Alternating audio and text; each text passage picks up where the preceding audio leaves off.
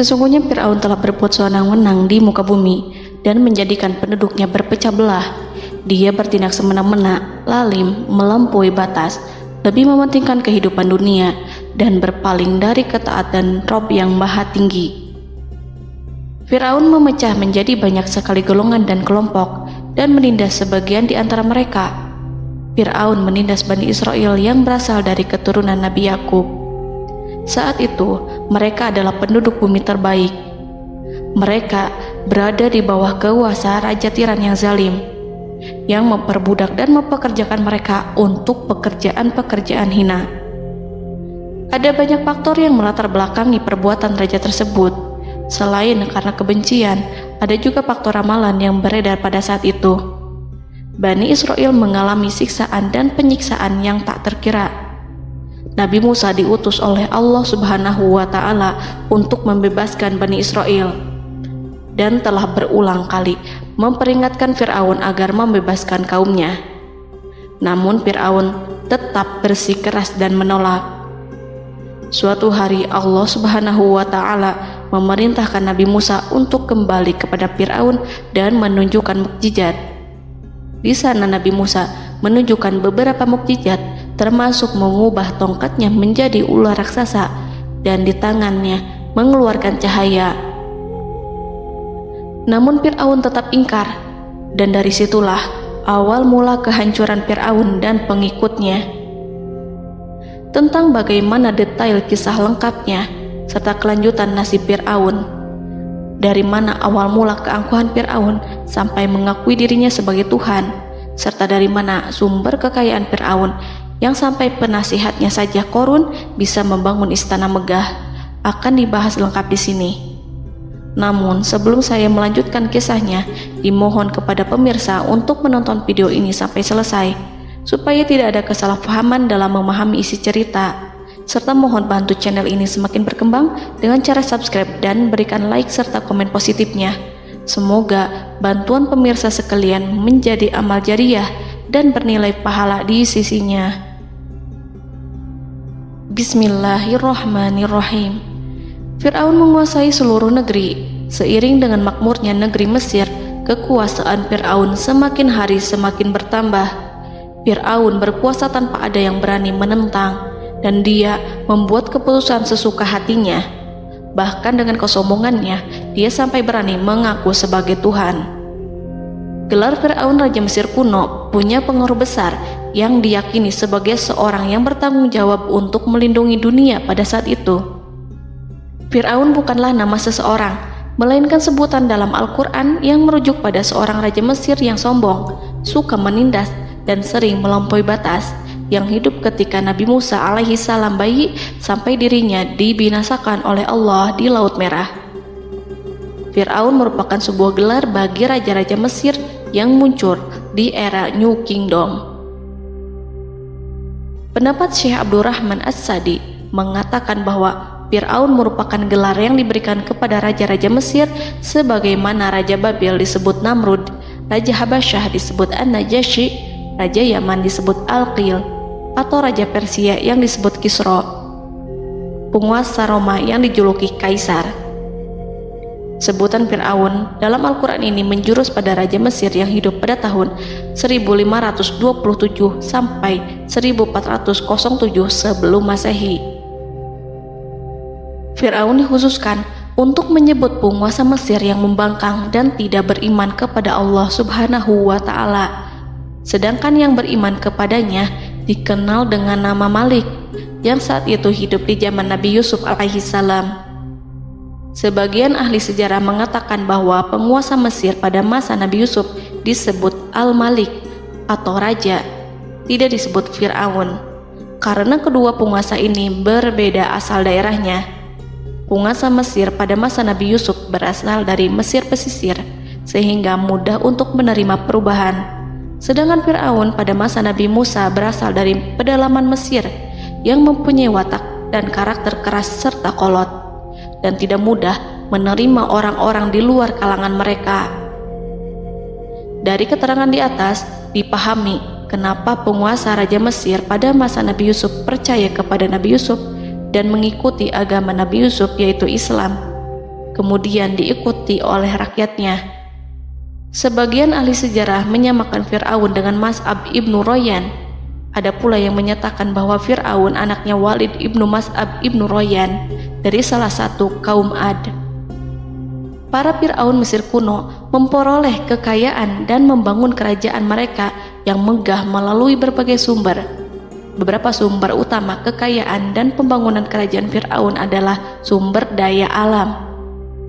Mesir kuno diberkati dengan sumber daya alam yang melimpah, termasuk emas, tembaga, dan batu mulia yang ditambang dari wilayah gurun dan lembah.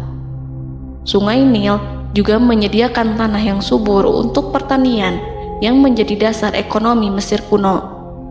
Air yang sangat penting ini memungkinkan kota-kota tumbuh di tengah gurun. Lonjakan air dan nutrisi itu mengubah lembah Nil menjadi tanah pertanian yang produktif. Menurut Organisasi Pangan dan Pertanian PBB, petani Mesir kuno adalah salah satu kelompok pertama yang melakukan pertanian dalam skala besar, menanam tanaman makanan seperti gandum, serta tanaman industri seperti rami untuk membuat pakaian. Sungai Nil mengalir ke utara sejauh 4.160 mil dari timur tengah Afrika ke Laut Tengah, yang memberikan Mesir kuno tanah subur dan air untuk irigasi. Untuk memaksimalkan pemanfaatan air Sungai Nil, petani Mesir kuno mengembangkan sistem irigasi cekungan. Mereka membangun jaringan tanggul berbahan tanah untuk membentuk cekungan. Kemudian mereka menggali saluran untuk mengarahkan air banjir ke dalam cekungan, di mana air akan menggenang selama sebulan hingga tanah jenuh dan siap untuk ditanami. Selain itu, Sungai Nil dapat dimanfaatkan untuk mengangkut material proyek-proyek konstruksi. Untuk mendapatkan manfaat dari Sungai Nil, orang yang tinggal di tepi sungainya harus mencari cara mengatasi banjir tahunan sungai ini. Untuk memprediksi apakah mereka akan menghadapi banjir yang bisa mengakibatkan panen buruk, orang Mesir kuno membangun nilometer atau pilar batu dengan tanda menunjukkan tingkat air. Mereka mengembangkan keterampilan dan teknologi baru dari pertanian hingga pembuatan perahu dan kapal. Sungai Nil juga merupakan rute transportasi penting karena memainkan peran sentral dalam peradaban Mesir kuno. Orang Mesir menjadi ahli dalam membangun perahu dan kapal untuk mengangkut berbagai barang, termasuk ternak, sayuran, ikan, roti, dan kayu. Mesir kuno memiliki perdagangan yang berkembang dengan wilayah Afrika Timur dan Tengah serta Mediterania Timur. Perdagangan ini tidak hanya mencakup barang-barang mewah, tetapi juga bahan pangan dan bahan baku. Fir'aun juga memiliki semua tanah di Mesir dan mengumpulkan pajak dari rakyatnya. Raja Fir'aun juga memperlakukan rakyat dengan kejam tanpa belas kasihan. Ia memeras pajak yang tinggi dan menjadikan kaum Bani Israel sebagai budak kerajaan. Mereka juga menerima upeti dari negara-negara yang dikalahkan atau ingin menjaga hubungan baik dengan Mesir.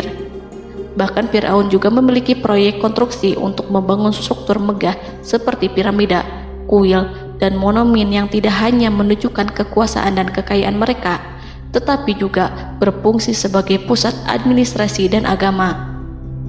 Proyek-proyek ini seringkali menggunakan tenaga kerja dari rakyat yang bekerja selama musim banjir.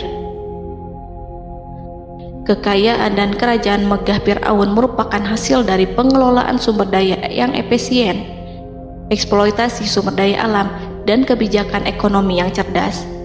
Ini semua mencerminkan kemajuan teknologi, organisasi sosial, dan kekuatan politik Mesir kuno. Kekayaan para Fir'aun Mesir kuno memang sangat luar biasa dan telah menjadi topik penelitian dan kekaguman selama berabad-abad. Fir'aun juga dikenal karena kehidupan mewah mereka.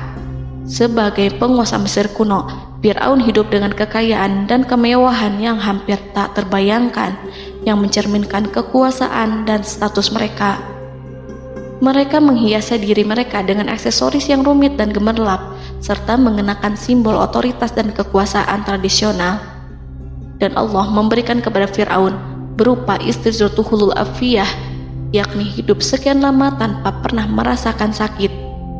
Allah Subhanahu wa Ta'ala mengaruniai Fir'aun untuk bisa hidup selama 400 tahun tanpa sakit.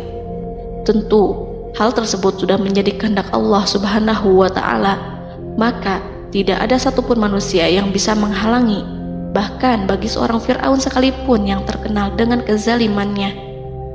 Namun dengan karunia-Nya yang diberikan Allah tersebut bukannya menjadikan Fir'aun sebagai manusia yang bersyukur, tetapi malah membangkitkan kesombongan dan kesesataannya. Dan puncak kesombongan Fir'aun juga dicatat Al-Quran sebagai penguasa tangan besi dan manusia yang pernah mengaku Tuhan. Aku adalah Tuhan kalian yang maha tinggi. Quran Surat An-Najiat ayat 24. Fir'aun hidup selama 446 tahun.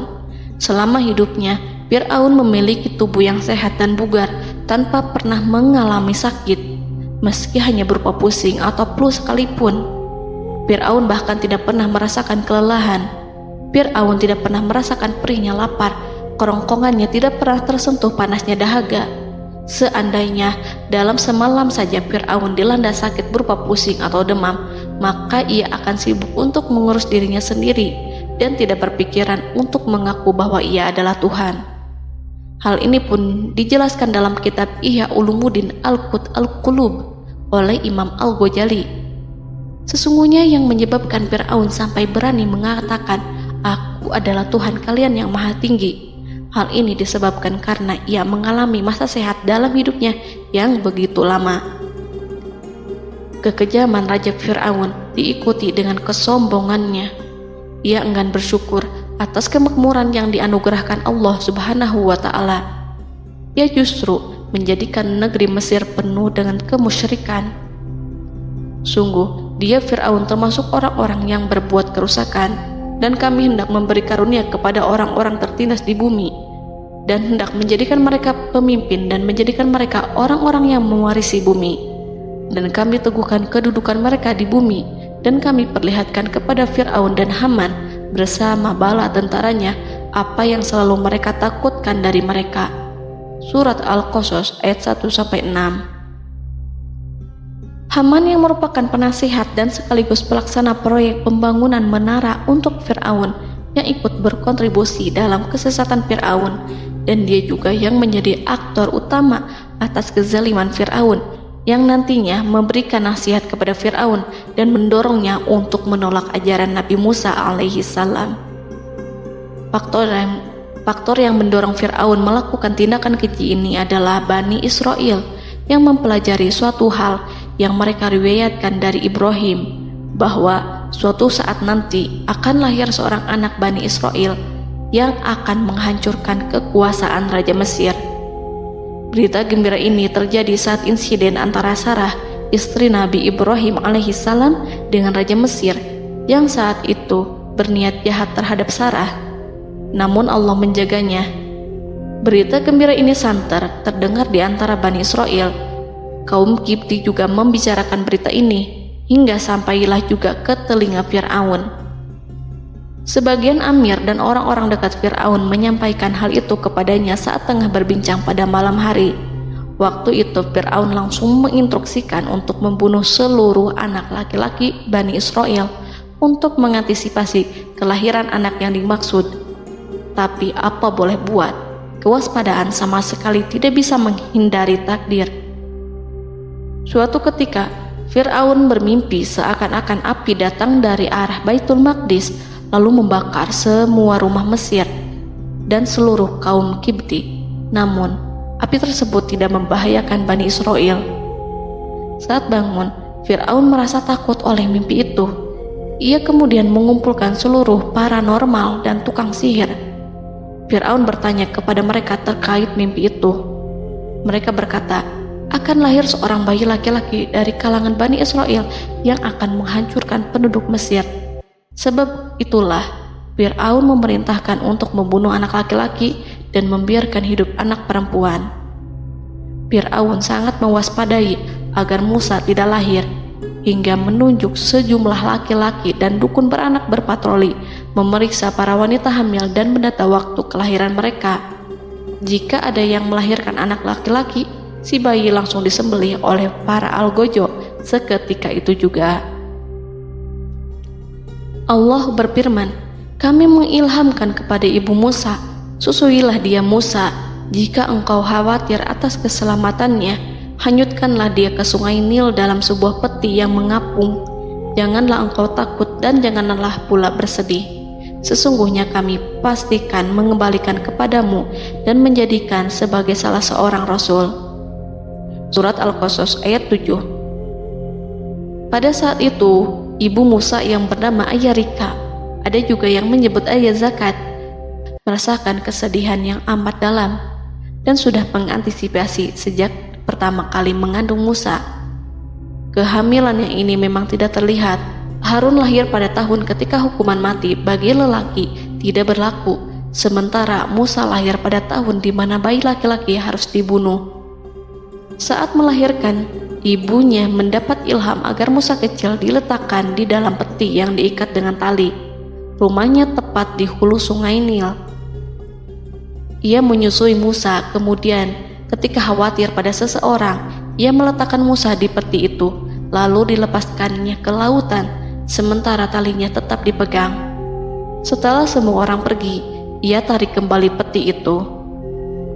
Namun suatu hari, ibu Musa melepaskan peti itu, tetapi dia lupa tidak mengikatnya dengan tali, sehingga peti berisi Musa kecil itu hanyut bersama aliran sungai Nil hingga melintas tepat di depan istana Fir'aun.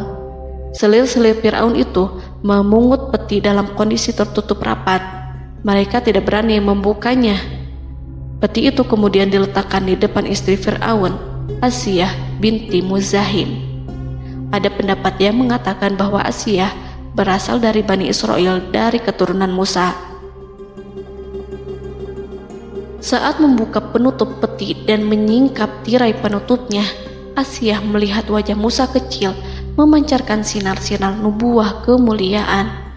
Begitu melihatnya, Asiyah langsung jatuh hati dan sangat mencintainya.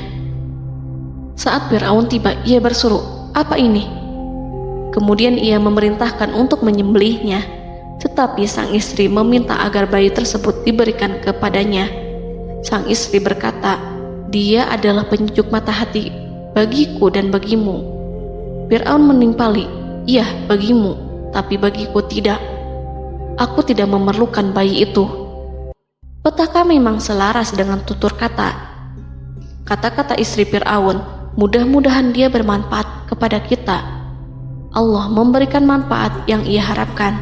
Di dunia, Allah memberikan hidayah padanya melalui sosok Musa, dan di akhirat, Allah menempatkan dia di surganya karena Musa. Atau kita ambil dia menjadi anak. Keduanya pun mengadopsi Musa karena mereka berdua tidak punya anak. Perkataan Asiyah ini diabadikan dalam Al-Quran surat Al-Qasas ayat 9. Dan berkatalah istri Fir'aun, "Ia adalah penyejuk mata hati bagiku dan bagimu. Janganlah kamu membunuhnya. Mudah-mudahan ia bermanfaat kepada kita atau kita ambil ia menjadi anak, sedangkan mereka tidak menyadari." Dalam ayat ini Allah Subhanahu wa Ta'ala berfirman yang artinya, sedangkan mereka tidak menyadarinya. Ibnu Katsir menjelaskan maksud dari ayat ini, mereka tidak mengetahui apa yang dikehendaki Allah, bahwa di tangan anak itulah terjadinya kehancuran masa depan Fir'aun dan bala tentaranya. Mereka tidak mengetahui hukuman besar Allah yang dikehendaki terhadap Fir'aun dan pasukannya. Mereka tidak tahu bahwa Allah menakdirkan mereka untuk memungutnya. Saat Musa tinggal di kediaman Fir'aun, pihak keluarga ingin menyusuinya. Namun Musa tidak mau menerima susu wanita manapun. Ia juga tidak mau makan, hingga mereka dibuat bingung karenanya. Mereka berusaha sebisanya untuk memberi Musa makan, namun Musa tidak mau. Seperti yang Allah sampaikan dalam surat Al-Qasas ayat 12. Dan kami cegah dia Musa menyusu kepada perempuan-perempuan yang menyusuinya sebelum itu. Mereka kemudian mengirim Musa bersama para dukun beranak dan sejumlah wanita ke pasar. Mungkin Musa mau menyusu pada seorang wanita di sana.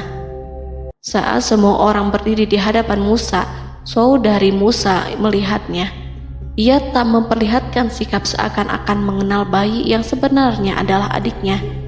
Mereka kemudian pergi bersama saudari Musa itu ke kediaman Musa. Musa kecil kemudian digendong ibunya untuk menyusui bayi itu.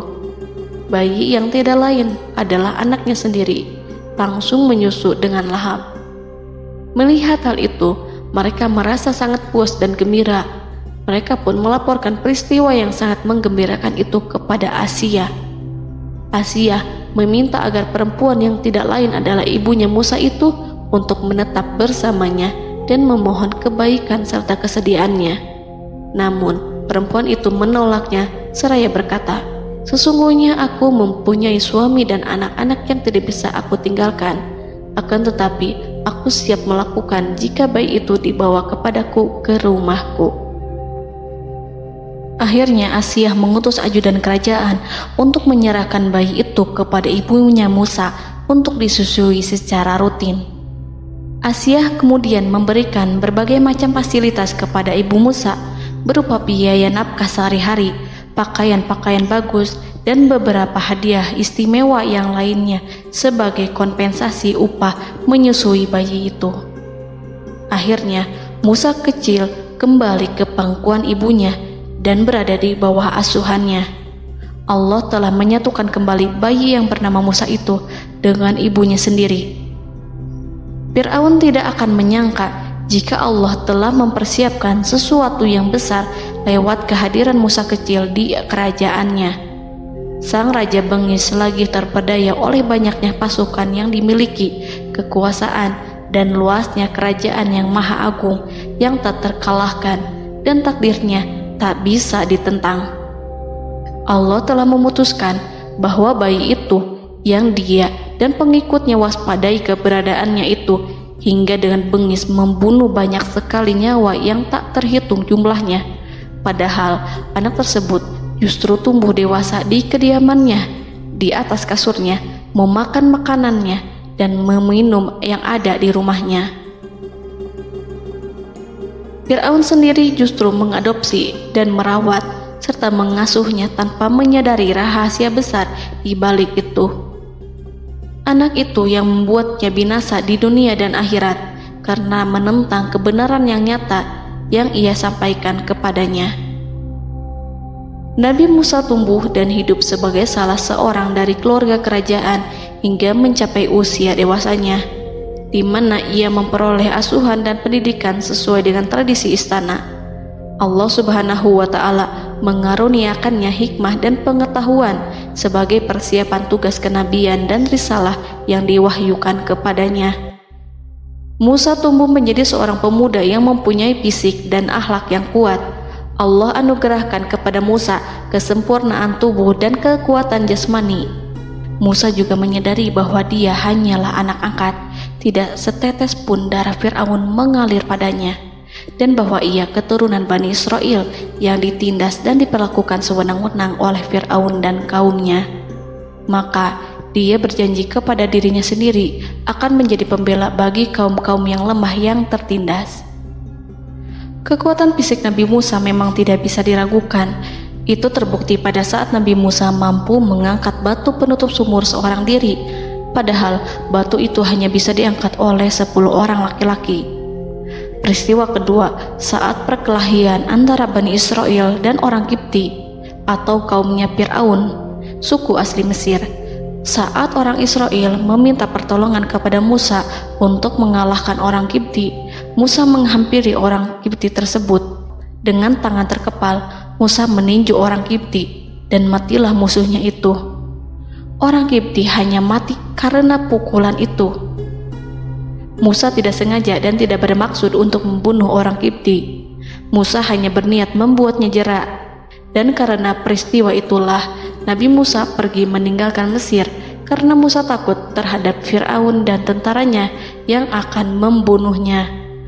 Karena jika mereka tahu bahwa Musa membunuh orang Kipti demi membela salah seorang Bani Israel, akan membuat Fir'aun dan pengikutnya mencurigai bahwa Musa memang berasal dari Bani Israel, dan pada akhirnya akan memicu sebuah permasalahan besar.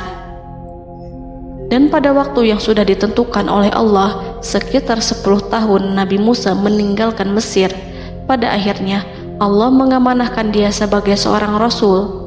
Allah anugerahkan kepadanya hikmah kenabian dan pengetahuan di usia 40 tahun. Allah perintahkan Musa kembali ke Mesir untuk menghadapi Fir'aun dan mengajak dia mengakui Tuhan semesta alam. Tugas ini penuh dengan bahaya, mungkin bisa membuat Musa kehilangan nyawa, tetapi menuruti perintah Allah itu mutlak baginya. Ditemani oleh saudaranya Harun untuk membantunya membenarkan perkataannya.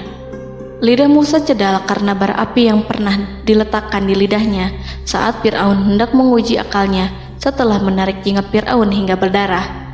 Fir'aun bermaksud untuk membunuhnya. Asia mengkhawatirkan Musa lalu berkata, dia masih kecil. Fir'aun kemudian menguji Musa dengan meletakkan buah dan bara api di hadapannya. Musa kecil hendak bermaksud meraih buah-buahan, tetapi tangannya dialihkan oleh malaikat. Lalu Musa mengambil bara api dan ia letakkan di lidahnya. Lidahnya cedal karena bara api ini. Musa meminta kepada Allah agar kekakuan yang ada di lidahnya dihilangkan sebagian, sebatas agar kata-katanya bisa dipahami, dan tidak meminta untuk dihilangkan secara total, karena para rasul hanya meminta sebatas yang diperlukan. Pergilah kamu kepada Fir'aun, karena dia benar-benar telah melampaui batas, maka berbicaralah kamu berdua kepadanya dengan kata-kata yang lemah lembut. Mudah-mudahan dia sadar atau takut. Quran Surat Toha ayat 42-43. Ini merupakan sifat santun dan kasih sayang serta rahmat Allah terhadap makhluknya, meski Allah mengetahui kekafiran dan kesewenang-wenangan dan kesombongan Fir'aun.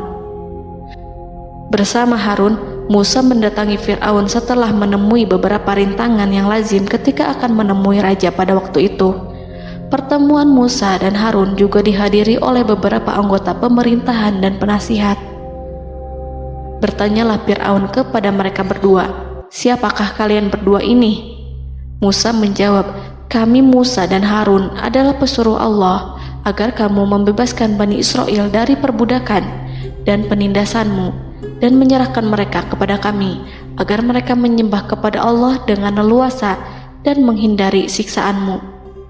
Fir'aun segera mengenal Musa dan berkata kepadanya, bukankah engkau Musa yang sudah kami asuh sejak bayimu dan kami asuh dalam istana sampai usia remajamu dan mendapat pendidikan serta pengajaran yang menjadikan engkau pandai?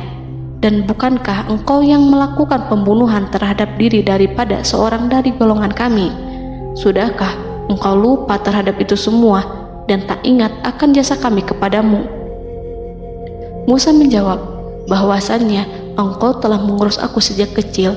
Itu bukanlah jasa yang dapat kamu banggakan, karena jatuhnya aku pada tanganmu akibat dari kekejaman dan kezalimanmu tatkala engkau memerintah agar orang-orangmu menyembelih setiap bayi laki-laki yang lahir, sehingga ibuku membiarkanku mengapung di sungai Nil dan aku dipungut oleh istrimu, sehingga selamatlah aku dari pengejaranmu dan penyembelihanmu. Dan kebaikan yang engkau sebutkan itu sebanding dengan perlakuanmu terhadap sebuah suku bangsa besar, yaitu Bani Israel secara keseluruhan, karena engkau telah menindas dan menjadikan mereka budak-budak untuk melayanimu. Dan mengenai pembunuhan itu merupakan kehilafanku, lalu aku lari darimu karena aku takut kepadamu. Namun peristiwa itu merupakan rahmat dan hikmah yang terselubung bagiku, sebab dalam perantauanku setelah aku melarikan diri dari negerimu ini, Allah Subhanahu wa Ta'ala mengaruniakanku dengan hikmah ilmu dan mengutus aku sebagai rasul. Maka dalam rangka tugasku sebagai rasul, datanglah aku kepadamu atas perintah Allah untuk mengajak engkau dan kaummu untuk menyembah Allah dan meninggalkan kezaliman serta penindasanmu terhadap Bani Israel yang engkau pekerjakan, dan perbudak mereka untuk melakukan pekerjaan dan melayanimu. Fir'aun bertanya, siapakah Tuhan yang engkau sebut-sebut itu, hai Musa? Adakah Tuhan di atas bumi ini selain aku yang patut disembah dan dipuja? Musa menjawab, ya, yaitu Tuhanmu dan Tuhan nenek moyangmu, serta Tuhan alam semesta. Fir'aun bertanya, siapakah Tuhan alam semesta itu? Musa menjawab, ialah Tuhan langit dan bumi, dan segala yang ada di langit dan di bumi. Berkatalah Fir'aun kepada para penasehatnya dan para pembesarnya, sesungguhnya Rasul yang diutus kepada kamu ini adalah seorang yang gila. Kemudian ia balik bertanya kepada Harun dan Musa, siapakah Tuhan kamu berdua? Akulah Tuhanmu yang paling tinggi. Surat An-Najiat ayat 23-24. Dan Fir'aun berkata, wahai para pembesar kaumku, aku tidak mengetahui ada Tuhan bagimu selain aku. Quran Surat Al-Qasas ayat 38. Fir'aun menentang, padahal ia tahu bahwa ia adalah hamba yang diatur, dan Allah lah yang menciptakan dan memberi bentuk rupa. Dan mereka mengingkarinya karena kezaliman dan kesombongannya, padahal hati mereka meyakini kebenarannya.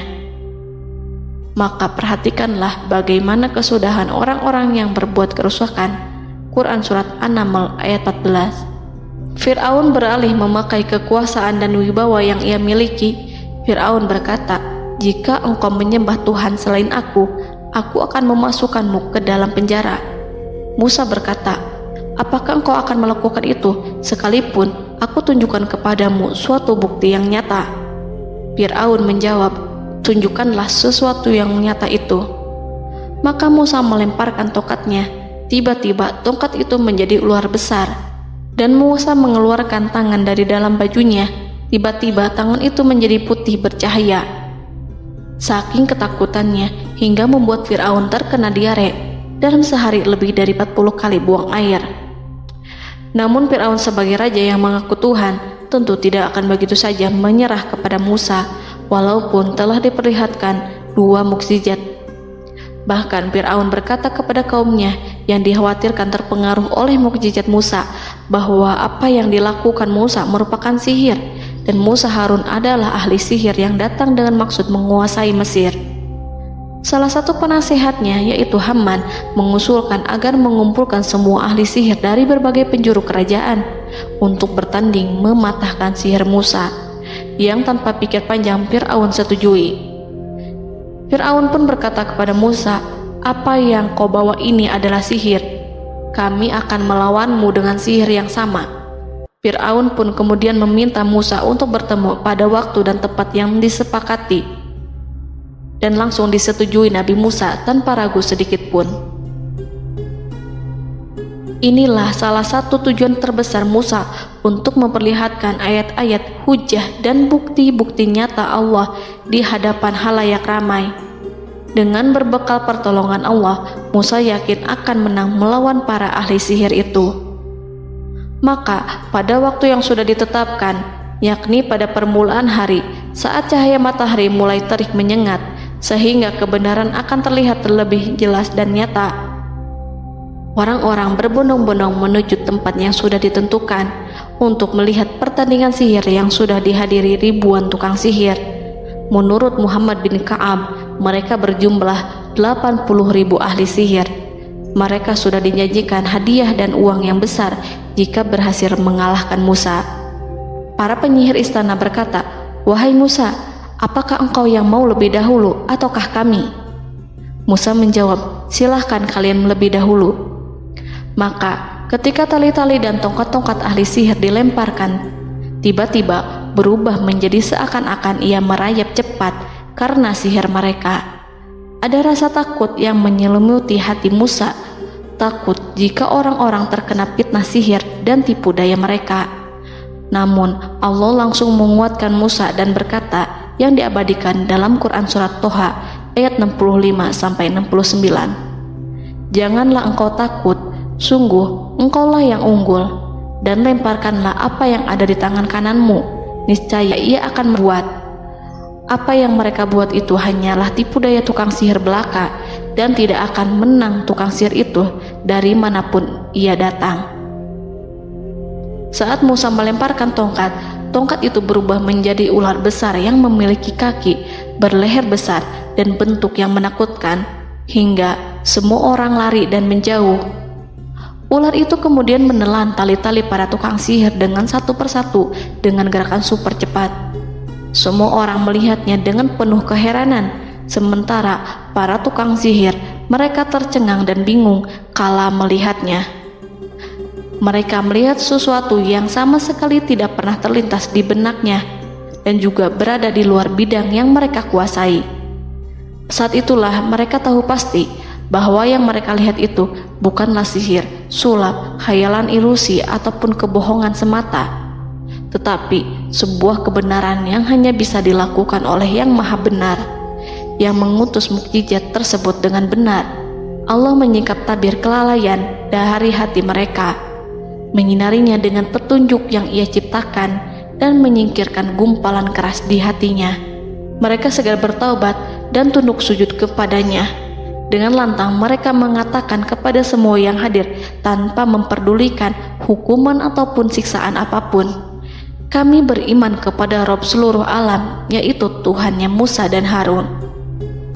Fir'aun yang congkak dan sombong tentu sangat marah dengan apa yang disaksikannya itu ketika melihat ahli-ahli sihirnya begitu cepat menyerah dan mengakui kekalahan kepada Musa, bahkan menyatakan beriman kepada Tuhan Musa dan Harun. Tindakan itu dianggapnya sebagai pelanggaran terhadap kekuasaannya dan penentangan terhadap ketuhanannya dan merupakan tamparan bagi kewibawaannya. Fir'aun berkata kepada mereka, "Apakah kalian telah beriman kepada Musa sebelum aku memberi izin? Kenapa kalian tidak terlebih dahulu bermusyawarah kepadaku sebelum melakukan tindakan keji di hadapan rakyatku ini? Dia itu pemimpinmu yang mengajarkanmu sihir, dan bukankah ini adalah persengkongkolanmu terhadapku? Musa dapat mengalahkan kamu sebab ia mungkin merupakan guru dan pembesar yang mengajari sihir kepadamu, dan kamu telah mengaturnya, dan sandiwaramu ini tak akan kubiarkan. Akan kupotong tangan dan kakimu secara bersilang, dan sungguh aku akan salib kamu pada pangkal pohon kurma sebagai balasan dan hukuman atas pengkhianatanmu ini." Walaupun melihat langsung kebenarannya, Fir'aun tetap tidak percaya.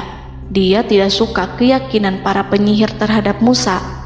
Para penyihir itu yang telah mengakui keimanan mereka kepada Allah tak merasa gentar ataupun takut, karena ketika para tukang sihir itu sujud, mereka melihat rumah dan istana-istana di surga yang telah dipersiapkan untuk mereka.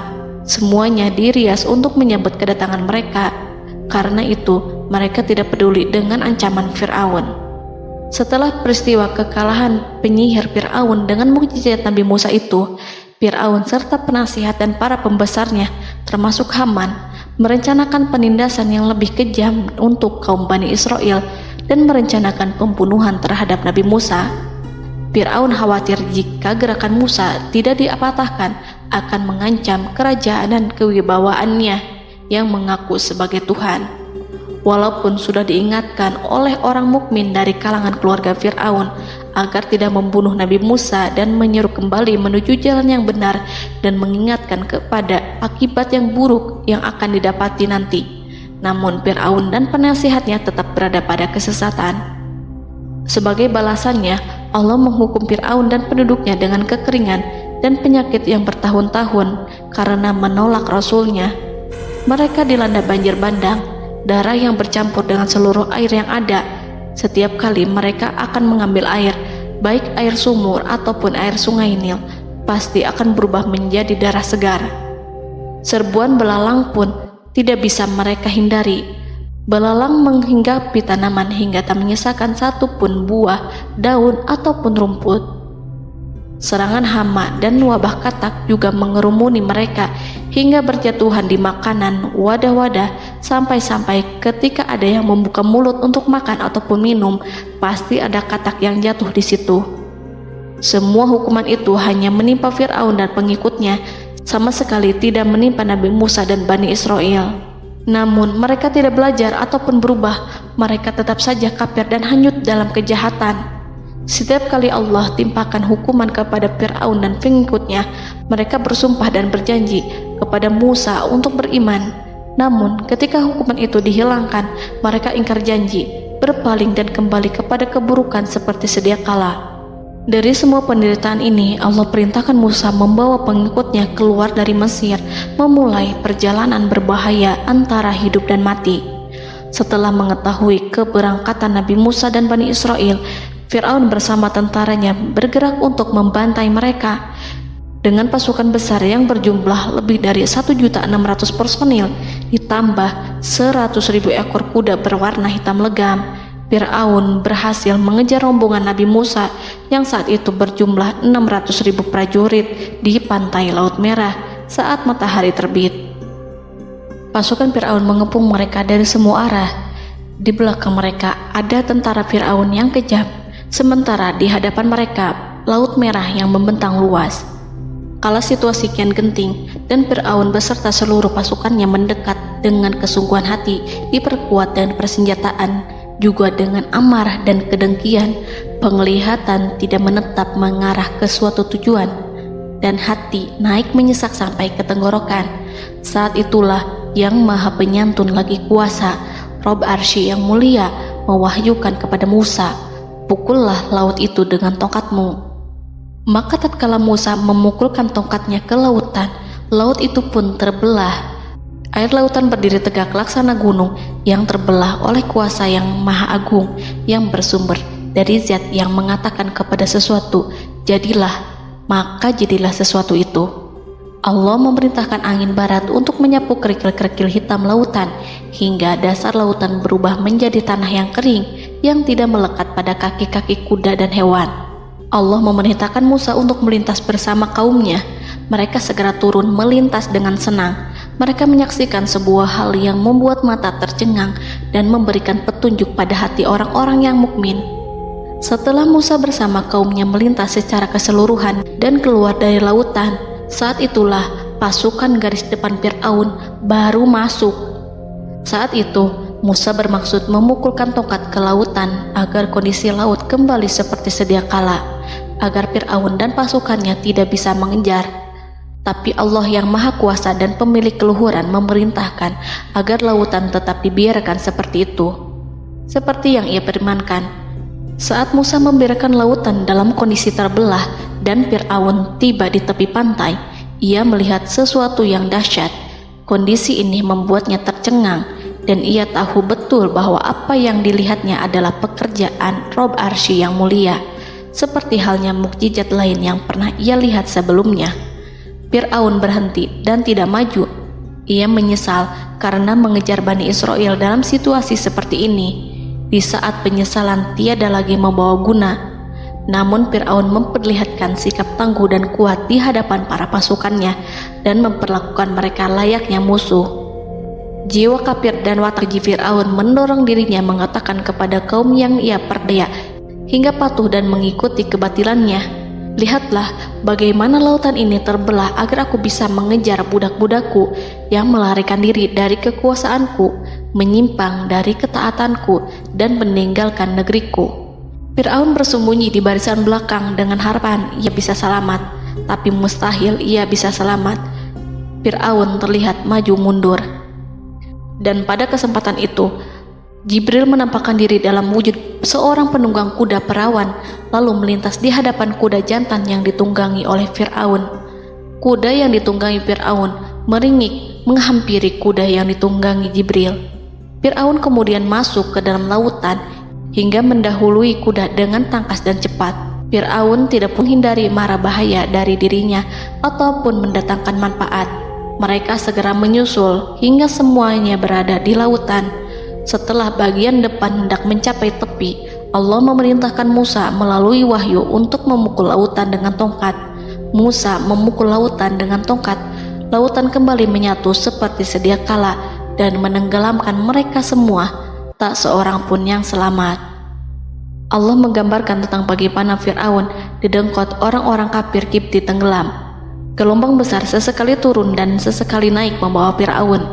Bani Israel melihatnya dan juga pasukannya, seperti apa siksa dan petaka besar yang Allah timpakan kepadanya dan juga pasukannya, agar Bani Israel senang dan lega. Saat Fir'aun menyaksikan kematian dan mulai sakarat, Ia kembali kepada jalan kebenaran dan bertaubat, serta beriman pada saat keimanan tiada lagi membawa guna.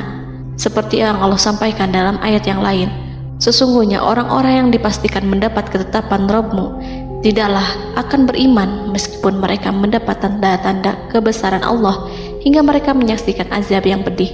Quran Surat Yunus ayat 96-97. Seperti itulah Musa mendoakan keburukan pada Fir'aun dan golongannya agar harta benda mereka dibinasakan, hati mereka diikat sehingga mereka tidak akan beriman hingga melihat siksaan yang pedih, yaitu ketika keimanan tidak ada lagi membawa guna bagi mereka, sekaligus sebagai penyesalan bagi mereka. Allah berfirman kepada Musa dan Harun saat keduanya mengucapkan doa tersebut, sungguh telah diperkenankan permohonan kamu berdua. Quran Surat Yunus ayat 89. Siksaan yang ditimpakan kepada Fir'aun dan pasukannya ini merupakan jawaban atas doa Musa dan saudaranya Harun. Dalam hadis riwayat Imam Ahmad, Rasulullah Shallallahu Alaihi Wasallam bersabda, saat Fir'aun berkata, aku percaya bahwa tidak ada Tuhan melainkan Rabb yang dipercaya Bani Israel, Jibril berkata kepadaku, wahai Muhammad, andai kau melihatku saat mengambil pasir lautan, lalu aku sumpalkan ke mulutnya karena khawatir jika rahmat menghampirinya. Ibnu Abbas dan lainnya mengatakan, sebagian Bani Israel meragukan kematian Fir'aun, bahkan ada yang menyatakan bahwa Fir'aun tidak mati. Allah kemudian memerintahkan lautan untuk mengapungkan jasad Fir'aun. Maka pada hari ini kami selamatkan jasadmu, yaitu dengan mengenakan baju perang yang dengannya kau dikenali, agar engkau dapat menjadi pelajaran bagi orang-orang yang datang setelahmu, yaitu agar kau menjadi bukti bagi Bani Israel atas kekuasaan Allah yang membinasakan Fir'aun. Karena itu, sebagian salaf membaca, kemungkinan yang dimaksud adalah kami menyelamatkan jasadmu beserta baju perangmu agar kau menjadi pelajaran bagi orang-orang setelahmu dari kalangan Bani Israel, dan mereka tahu bahwa kau telah binasa. Wallahu a'lam.